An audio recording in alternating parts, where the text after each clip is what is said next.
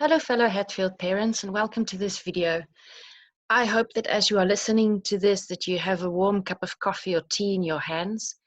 I'm Jenny Fenter. I'm an industrial psychologist and lecturer at UNISA. And as I was preparing for this video, I kept thinking that this year has certainly stretched us further than we ever thought possible. It has required us to call deep on our courage, and it has forced us to become vulnerable. It has also forced us to reassess everything. And this reminded me of a book that I've read in December 2019. It was written by Brené Brown called Braving the Wilderness. So one of the things that I study is what happens to the brain when we suddenly face the wilderness, when we suddenly are faced with disruptive change, and when we didn't have a chance to prepare for it. So to explain perhaps a little bit better what happens in our brains, I'd like to start off by saying that each one of us have a map in our brain of what the world looks like. What can we expect from work? What can I expect when I'm at home? What can I expect from other people? And this is important because our brain by nature wants to predict, because it wants to ensure consistency. But what happens when this map that's represented by millions of neural connections suddenly doesn't match my experience of the world? This means that our brain now needs to start to do a whole bunch of reconsolidation. It has to update this map to reflect what's happening in the world right now. And what does that mean for my business? What does it mean for my family? And to explain a little bit better what happens in your brain in this process, I'm going to share with you the dance of the three brains. So the dance of the three brains is very interesting. We have many neural networks in our brains, and the neuroscientists has given different names to them, but we're only going to look at three to help us brave the wilderness. The first one that I'd like to introduce to you is this guy here in the middle. It is the feeling brain. The other one that we're going to look at is this one at the left, and this is our story brain. And then at the right, we have our executive brain, or as I like to tell my 6-year-old, this is her grown-up brain. Now, as I tell you about the dance of the three brains, I will also refer to these basic needs, which is attachment, pleasure versus pain, control and orientation, and self-esteem, because they just help you to connect your experience to something a little bit more concrete and to understand what's happening in your brain a little bit better. So to understand the dance of these three brains, you first need to know that for them to dance well together, so that the dance looks like this, each of the brains need to first of all understand and know and master its own movements and its own steps. But it also means that the three brains must be well coordinated. Because if one of the brains take over too much of the dance, then it will get in the way of the other brains, or even push one of the brains off the stage. And when that happens, the dance becomes uncoordinated, it becomes chaotic, and the movement just becomes rigid, and the whole performance loses its flow. So to understand how they dance together, let me first tell you what each of them does. Let's start with the feeling brain here in the middle. So the feeling brain, first of all, gets all of the information that comes from the outside, what you see, what you hear, what you read, but then it also gets a lot of information from your body and the way that your body is responding to the environment. And most of this information doesn't have words, it's feelings, it's sensations, but the feeling brain uses this to direct our attention to what is important to us. So when your finances suddenly come under threat, when your health is threatened, the feeling brain shifts attention to those things. When your kids have to go back to school on Monday, the feeling brain will shift your attention to the safety of your kids in a greater way than it might have been the week before. The other thing that the feeling brain does really well is that it switches the dance or the lead of the dance between the story brain and the executive brain. Because sometimes the one has to lead a bit and at other times the other one has to lead a bit. So let's now look at the story brain and what it is that the story brain does for us. It actually does quite a few things. It helps us to reflect on ourselves and our relationships. So when we suddenly have disruption in our lives, and when the disruption is of a great magnitude especially, the story brain starts reflecting on what's going on in this world of mine. It starts to reflect on ourselves, our own self-esteem, which is a basic need over here. Am I doing well enough for my family? Can I cope with this? It also helps us to reflect on our attachments. What is my role at work now? Will I still have a job?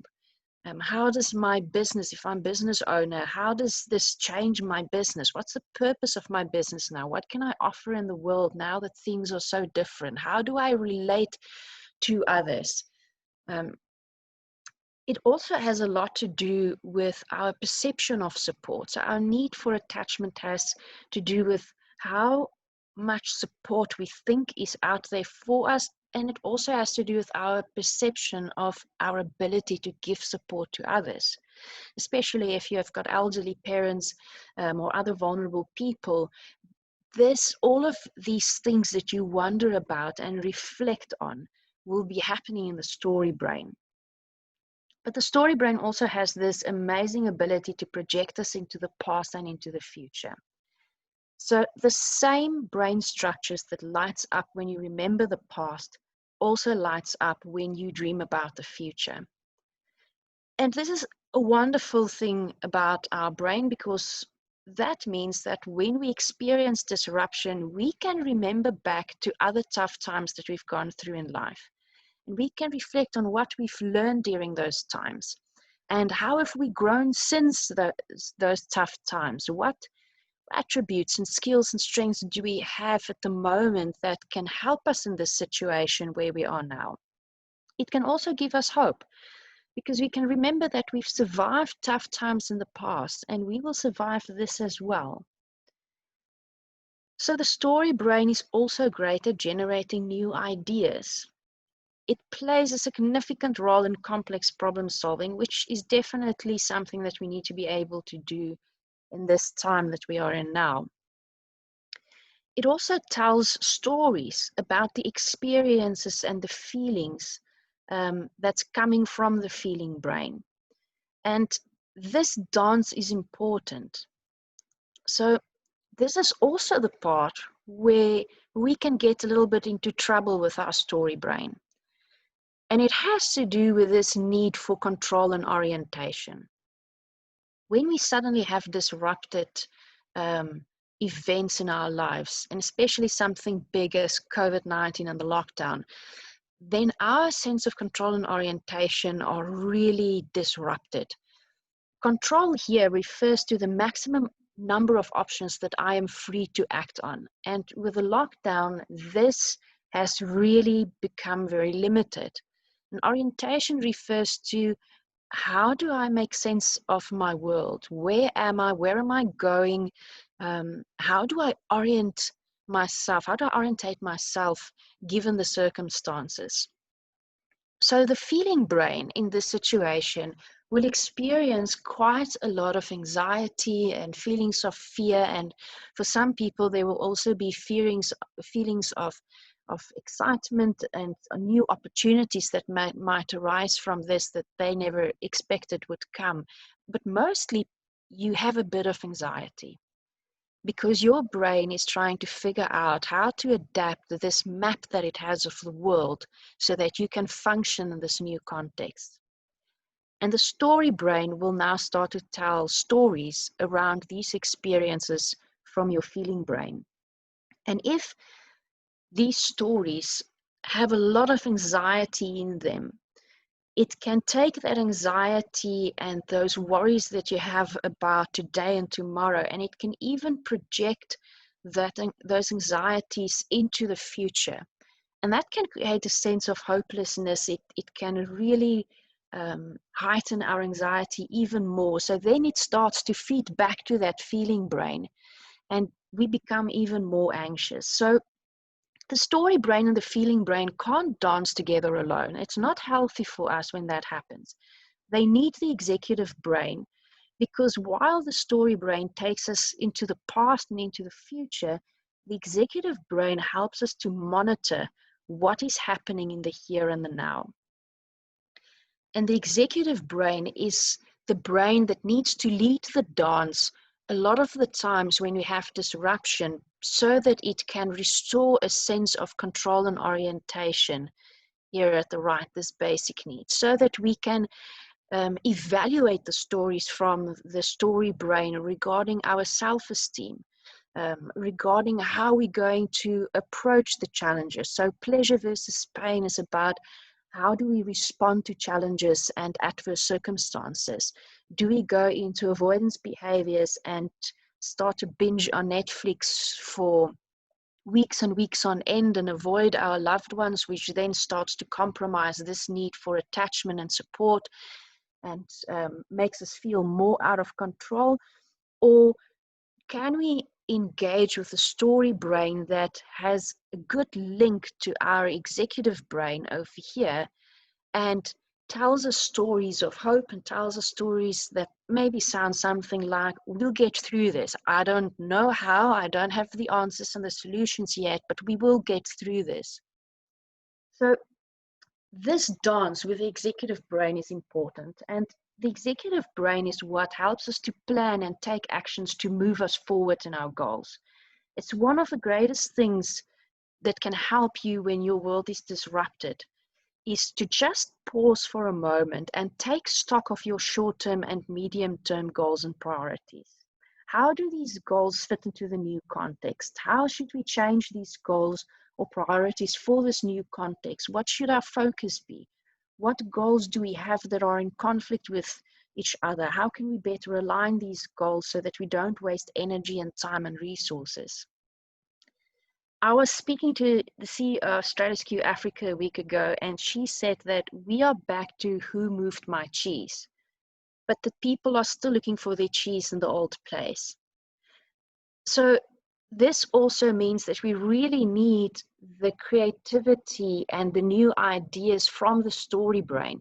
We can't now just dance with the executive brain and the feeling brain, trying to just make plans and have a course of action because this is important, but we don't allow the story brain to bring its creativity, its ability to see the picture in a holistic way. That's one of the things that the story brain helps us with.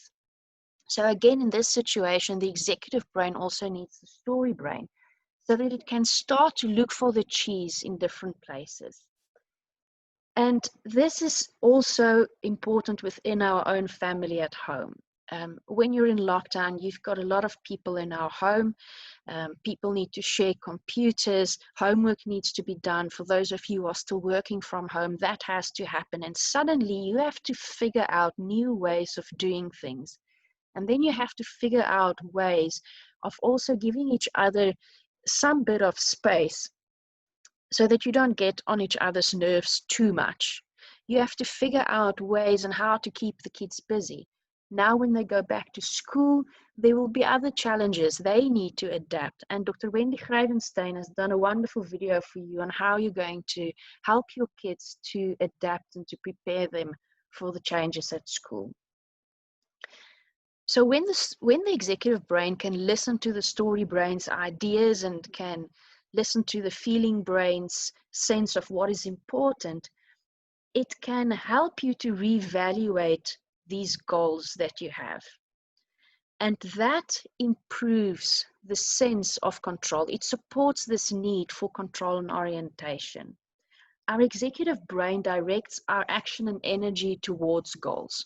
whether those goals are just to survive for the moment, whether those goals are to make sure that our elderly parents are safe and looked after, whatever our goals are, no matter how small or big, the executive brain directs the action and energy towards them.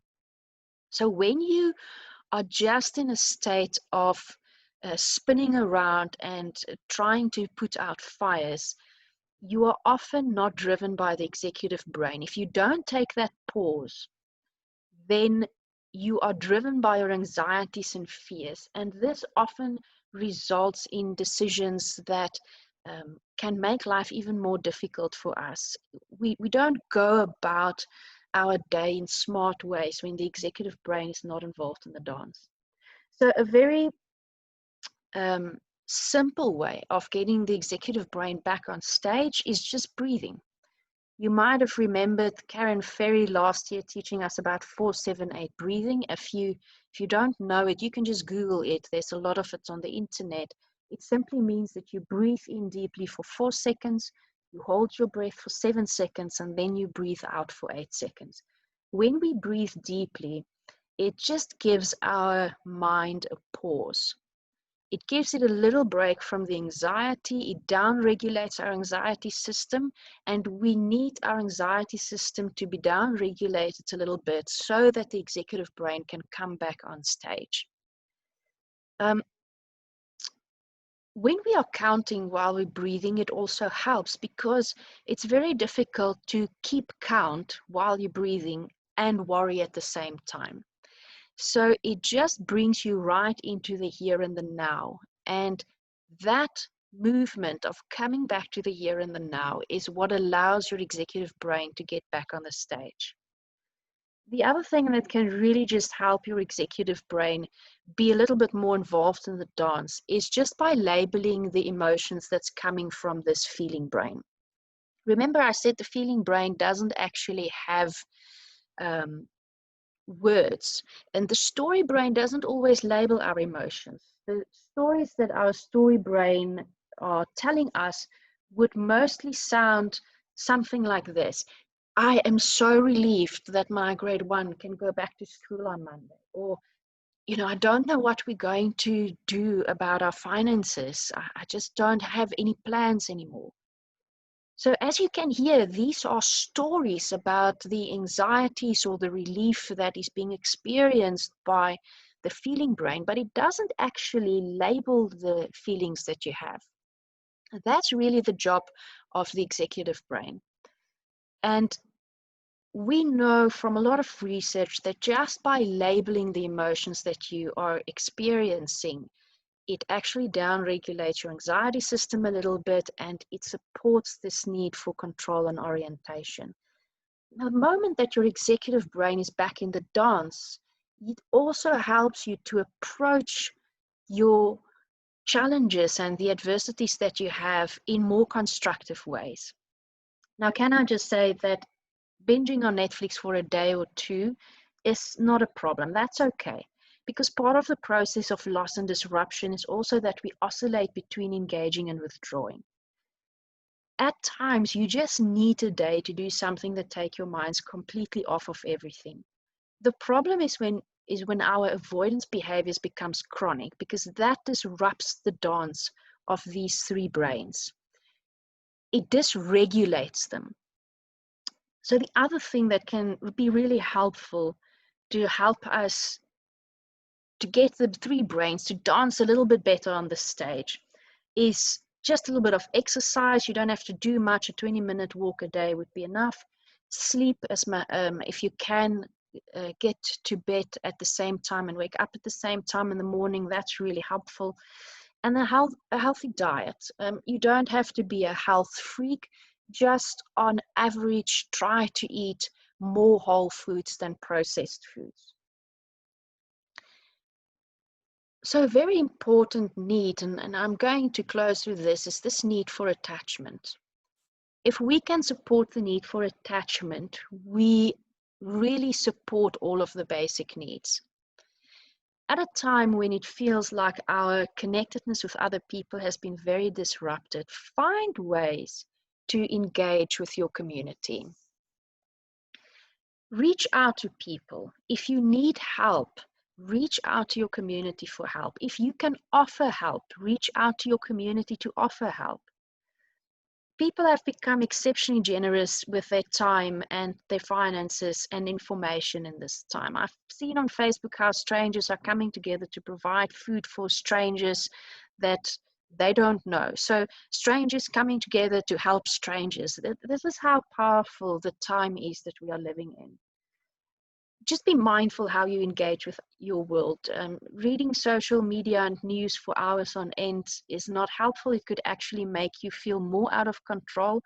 So be intentional about how you engage with your world. Engage with your professional network, with your church, with your school community, like parents and teachers.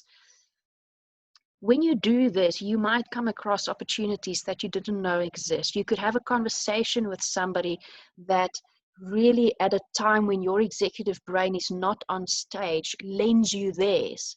And as they lend you their executive brain, they help you in that conversation to just get the story brain to have a bit more perspective. One of the most underrated actions that we can take to help our brains dance together better on the stage, and that also really helps this need of self-esteem, is compassion and kindness. Interestingly, when you show compassion and kindness to others, the same neural pathways light up than when you feel good about yourself. So self-criticism at this time and being judgmental of others will actually increase your anxiety. It will make it more difficult for your three brains to dance together on the stage. This really is a time for kindness towards yourself and towards others. So just before I say goodbye, I would like to say this. We have many challenges for many people, and each person's situation is different. There isn't a one-size-fits-all solution to the anxieties that many people are experiencing and the challenges that they are facing. I want to ask you, though, that if you have suddenly started to have sleeping problems, if you find that you very often lose control of your emotions and you really struggle to get a handle on them, if you feel depressed, please reach out to help, to professional help.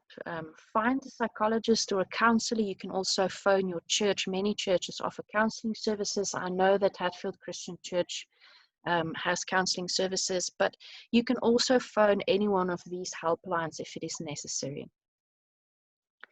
Lastly, before we say goodbye, let me just remind you to breathe deeply. These are uncharted times. Nobody really knows what tomorrow will look like, and that can either fill us with a great deal of anxiety, or it can also give us hope, because the future is not yet written by human beings, and we do have a God that is in control, and we need to talk to him frequently, because there are some things in this time that only he can move. Pay attention to the small moments of joy around you, because that really helps us to just pause. Paying attention to small moments of joy also helps us to regulate our emotions a bit better.